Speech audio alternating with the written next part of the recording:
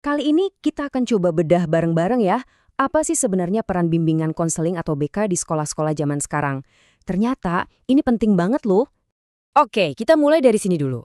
Ada anggapan umum nih yang mungkin kamu juga pernah dengar, kalau ruang BK itu cuma buat anak-anak yang nakal atau bermasalah aja. Bener nggak sih kayak gitu? Jawabannya, salah besar.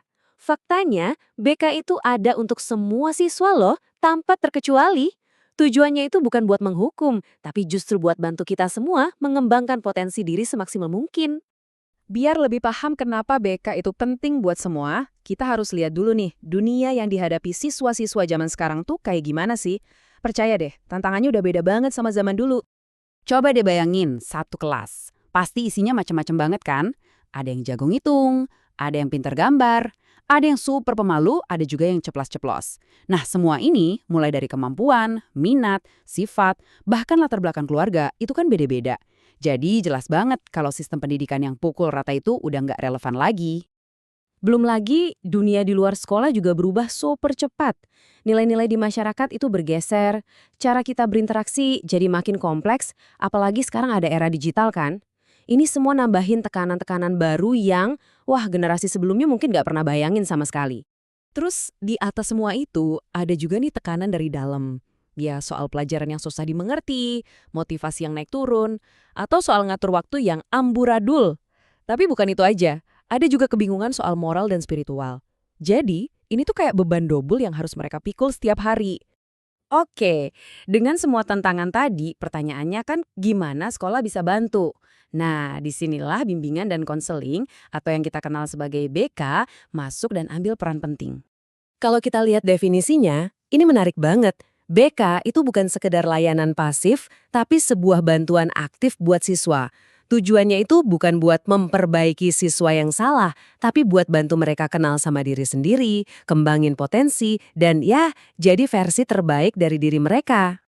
Prosesnya itu punya 4 langkah yang jelas banget.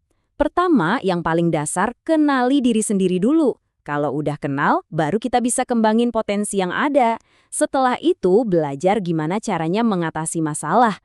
Dan puncaknya, kita jadi bisa ambil keputusan yang tepat buat masa depan. Keren kan alurnya? Sekarang, yuk kita bedah lebih dalam lagi. Gimana sih peran BK ini teraplikasikan secara nyata di sekolah? Nah, ini dia petanya. Jelas banget kelihatan gimana BK itu nyambung langsung sama semua tantangan yang tadi kita bahas. Ada masalah belajar, BK bantu di area akademik.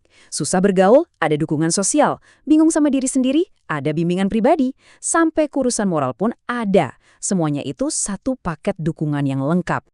Ini nih, poin paling pentingnya. Dengan adanya BK, jadi jelas kalau sekolah itu bukan lagi cuma tempat buat transfer ilmu doang. Tapi lebih dari itu, sekolah jadi tempat buat ngebangun karakter dan kepribadian. Jadi bukan cuma otaknya yang diisi, tapi hatinya juga dibentuk biar jadi pribadi yang kuat dan utuh. Terus ujung-ujungnya buat apa sih semua ini? Apa goal besarnya? Ini dia jawabannya. Tujuannya itu buat ngebantu siswa berkembang di semua sisi. Akademik, sosial, spiritual, supaya mereka jadi individu yang seimbang. Siap buat menghadapi hidup, bukan cuma siap buat ujian. Intinya, mencetak manusia yang utuh, seimbang, dan juga tangguh. Nah, ini jadi bahan renungan buat kita semua. Melihat dunia yang gak berhenti berubah, kira-kira gimana ya caranya supaya sekolah di masa depan bisa lebih baik lagi dalam mendukung perjalanan tiap siswa yang unik ini?